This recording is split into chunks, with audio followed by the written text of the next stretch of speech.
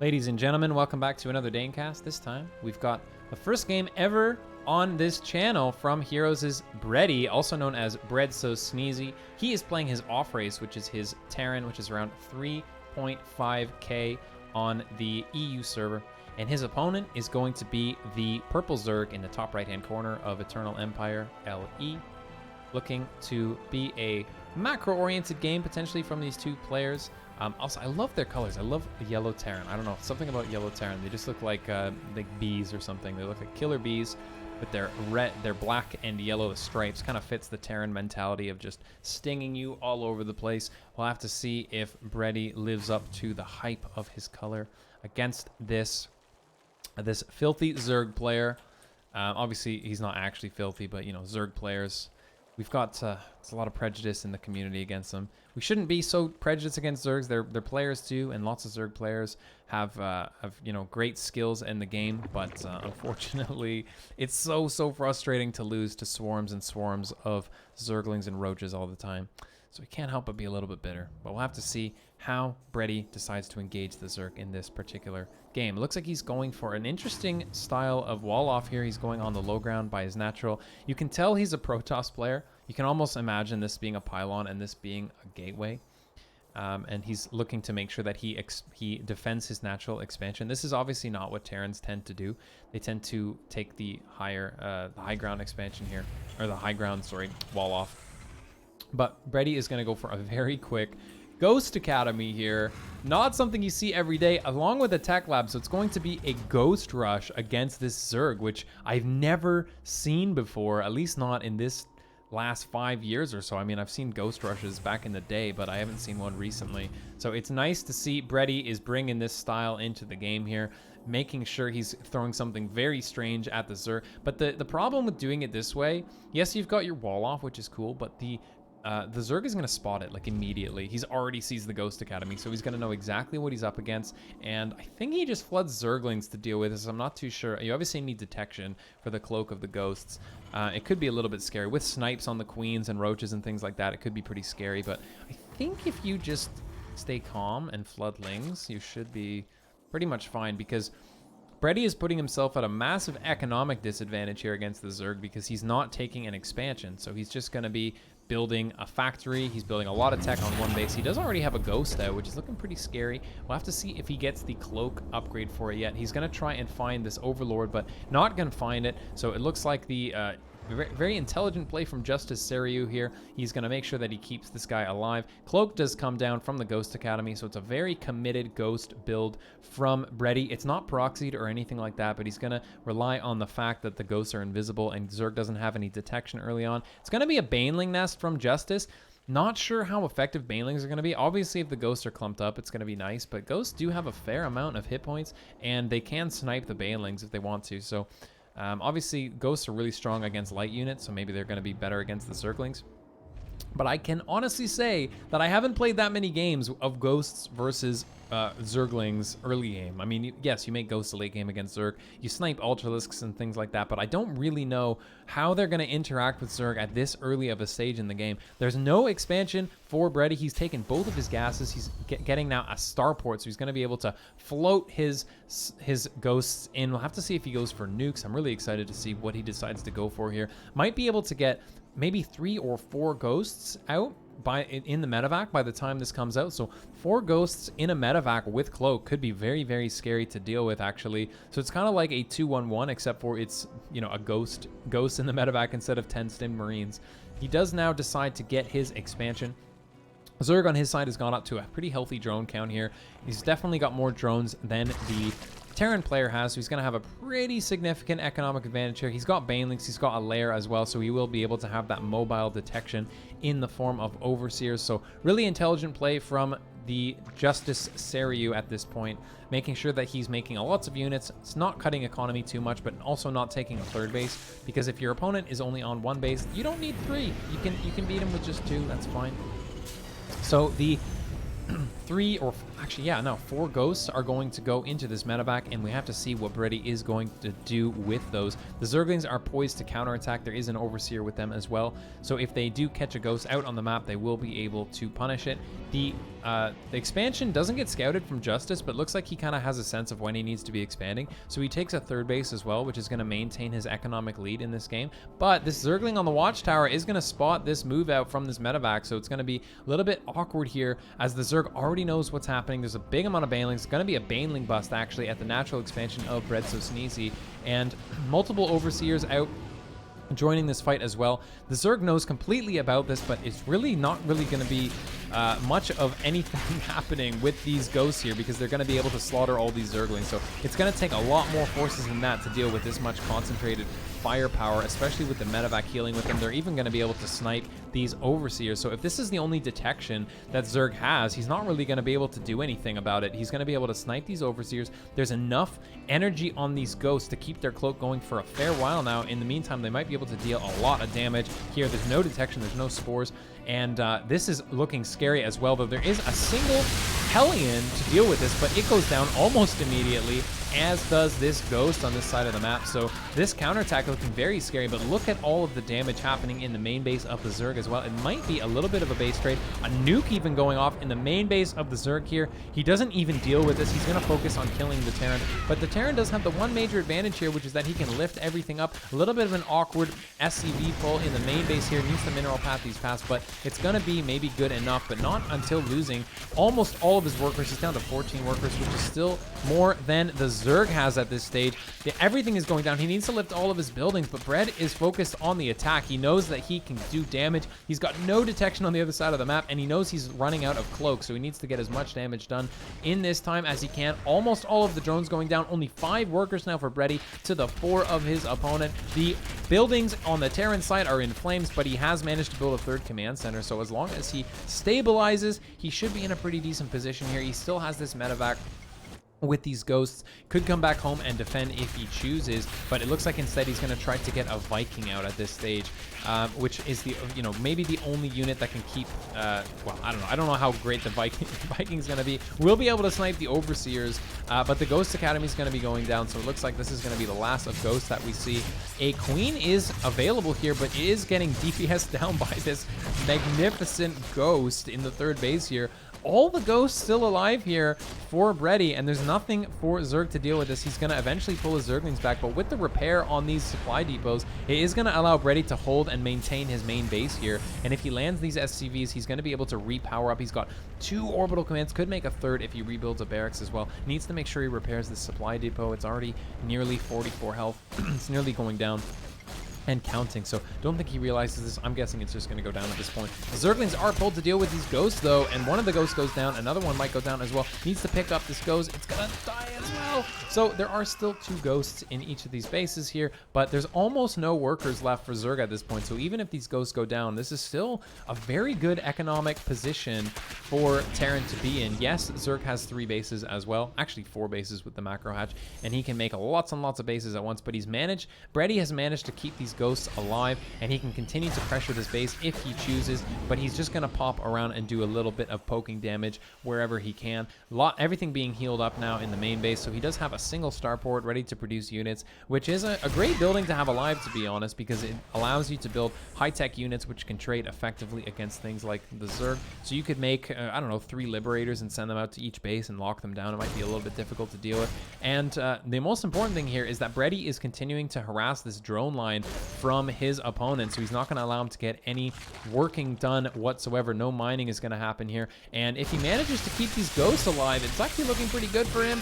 Does lose one, loses the other one as well, so a little bit of sloppy control from BreaDy. Is going to lose the last of his ghosts. These are probably the last ghosts we're going to see for a while. He does have 2 Vikings out now, which can go out and harass the overlords of his Zerg opponent. And BreaDy does have 15 workers here, along with 2 orbital commands and potentially a third, which is going to allow him to drop mules. It's going to allow him to have a completely dominant economic position in this game. But both players have been reset to basically the Stone Ages.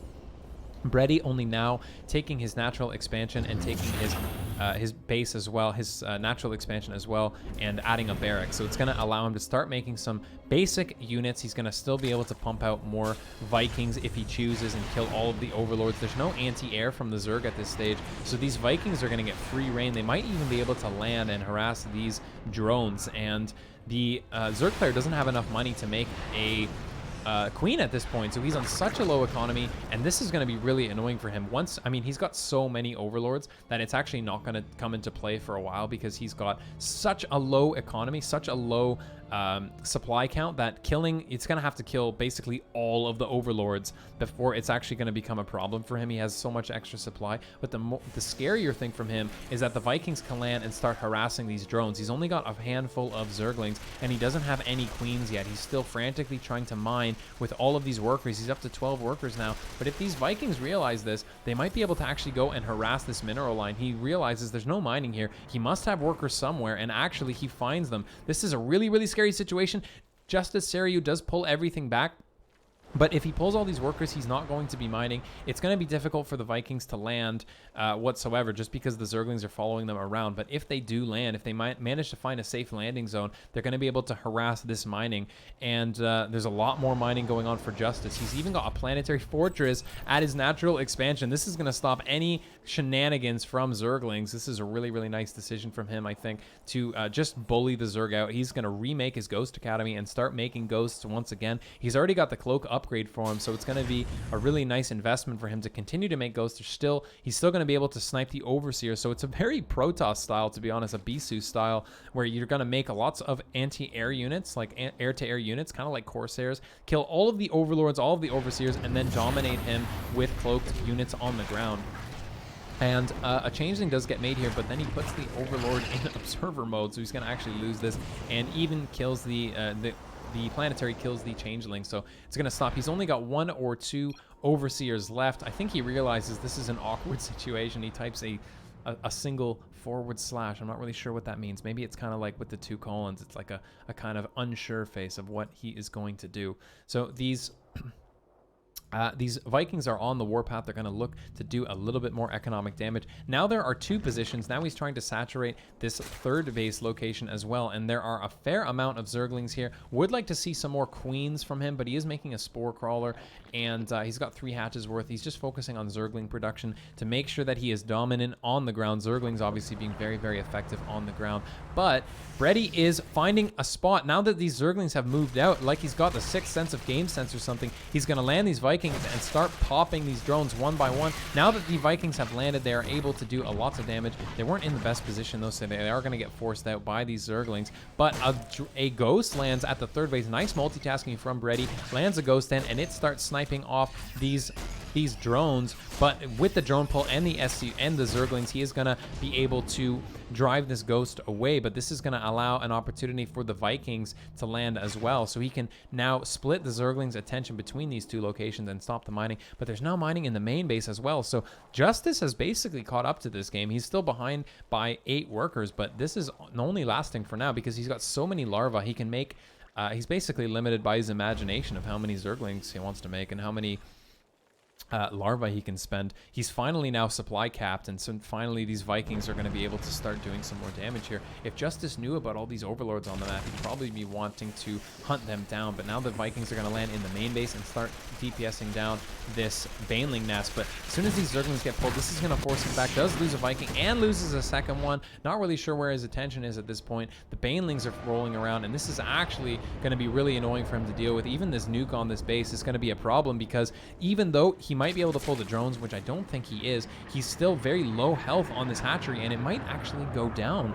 And if this nuke connects, so many drones going down and the hatchery. This is a devastating nuke for BreaDy. Really nice attention here. Finally able to split the Zerg's attention and manages to get a dividend paid off for it. This ghost is very low energy though. He's going to want to pull him back so that he doesn't lose him. This ghost has so many kills. Another little sad smiley face from JusticeSeryu, realizing there's a 21 kill ghost out. I didn't think I'd have to deal with any more ghosts this game, but my opponent is just too tenacious. Now BreaDy is looking to take a dominant economic position and turn it into an extremely powerful economic position, even taking his third base. So he's got 3 bases and a planetary defending himself against only the 2 bases and a macro hatch from his opponent, and there's only 30 workers for the Zerg player. So BreaDy is getting the damage done that he needs with the ghost this game, with the multitasking. Might even be dropping another nuke here with this ghost. It's going to cloak in and start popping off, maybe even sniping. Oh, cancels it at the last second. An unfortunate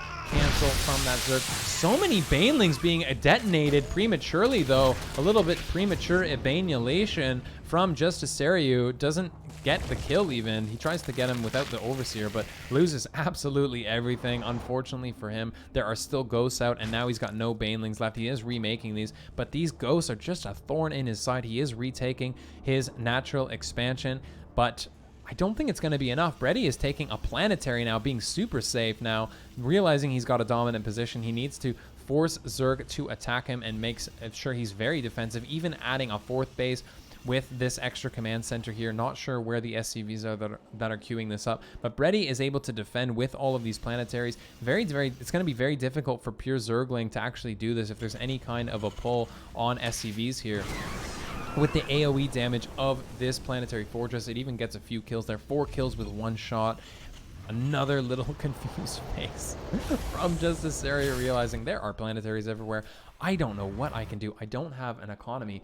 BreaDy showing us if you've got a superior economy, it's very difficult for the Zerg to deal with planetary fortresses, and I actually like this decision. Normally I wouldn't in a normal macro game, but given BreaDy's dominant economic position here, I think it's just as well. And another nuke going off, but with the Zergling pull and the Spore in position for detecting the cloak, it's not going to connect anytime soon. But Zerg is taking a 4th base now, so it's going to potentially give him the chance to come back. Given that BreaDy is so focused on defending with all of these planetaries, he's not really in a position to move out and attack, so you might as well just take a million bases and make a million drones, and as long as you don't die to a nuke, you should be in a pretty decent position to live here. So BreaDy is on just basically a pure ghost tank Viking army. This is kind of like what you might see against really late game Protoss, but instead this is against a mid game Zerg, and it's actually really difficult for Zerg to deal with this amount of ghosts this early on, because the ghosts can just cloak, they can snipe the Overseers, and they do a lot of damage to those Zerglings. So it's going to be a difficult task, but as long as Justice stays focused on his macro, as long as he stays focused on dealing with these sort of gimmicky plays from BreaDy, he should be okay. But so far he hasn't shown to be solid against these. He doesn't really pull the workers in the right positions. He doesn't manage to multitask effectively. He is focused on instead maintaining map control with this Ling Baneling, and he wanted to do an attack, but with the planetary fortresses of BreaDy, he's not able to do that. And BreaDy is just continuing to build things like sensor towers. He's bunkering down. He's got tanks on the high ground, so he's not going to be dying to a Zergling counterattack anytime soon. But if he knows about this base, he's going to want to start to harass it as well. He's got a fairly sized army of his own. He's got 60 army supply, nearly to the 20 of his opponent. So his opponent is just starting upgrades now. He's going to be building all kinds of units, but I'm suspecting that when the +1 stim and combat shields finishes for BreaDy, he's going to move out. I mean, +1 Ghost, Marine, and Marauder and Tank is no joke to deal with, especially with a couple of medevacs against basically pure Baneling. And yes, this planetary is going to go down to all these Banelings, but this is really all of the army supply that Justice had. So now if BreaDy decides to attack, which I think he will, he's not really going to have anything to deal with this, and he doesn't have any slouch of economy himself. However, Justice has managed to claw his way back to a 72 worker lead. He's only got 56 workers for his opponent, so he's actually going to be, for the first time in a while, the dominant economic force in this game. He's able to make lots of Banelings to deal with this army, but he doesn't have the +1/+1 upgrades, and +1 is finishing for the opponent. So BreaDy's army is looking very scary, especially considering he's got so many ghosts. He's got lots of tanks. As long as he fights within range of these tanks, it should be pretty fine for him. Does his opponent even have Baneling speed? I actually Oh yeah, he does have centrifugal hooks, but it's going to be difficult as long as BreaDy gets a nice trade here. With a few pickups of these tanks, he is going to leapfrog these tanks up forward and not lose everything. An Overseer does go down, which is going to make things even more difficult. BreaDy, still with double the army supply, is very carefully moving his army up. I think he lost a fair amount in that engagement. Obviously, the Banelings being really, really cost-effective at this kind of engagement if they manage to get a surround on the Marines and the Marauders. But now BreaDy is spreading out his ghosts in every which way. He is going to send one per base, start nuking all over the place. A nuke in the natural, a nuke at the third, and a nuke at the fourth base as well. And we'll see how many of these nukes actually go down. This nuke is about to hit here. Looks like there is a drone pull finally, but the damage, I think, is maybe done at the natural here. Quite a few drones going down. So BreaDy's killed 76 workers in this game. And more importantly, he must be frustrating the absolute heck out of his opponent. It's no fun dealing with ghosts and nuking you all over the place. It stretches your multitasking and it forces you to be It forces you to panic and search for that annoying ghost wherever he may be, and if there's more than one ghost, it's even more annoying. BreaDy putting himself in a really nice position here. This is a great position. There's no creep here, and his tanks are on the low ground behind the rocks. It's going to be really difficult for the Banelings to get a good trade against this bio. As long as he gets a good split here, he should be okay. Needs to stem his Marine and Marauder, but so many Banelings connecting here. This is the best case scenario, but there's so much bio left over here that I actually think BreaDy is going to slaughter the rest of these probes, and he's stemming in the rest of his bio. All of these Zerglings just melting to the superior bio of the Terran. JusticeSeryu typing GG, and the victory goes to BreaDy.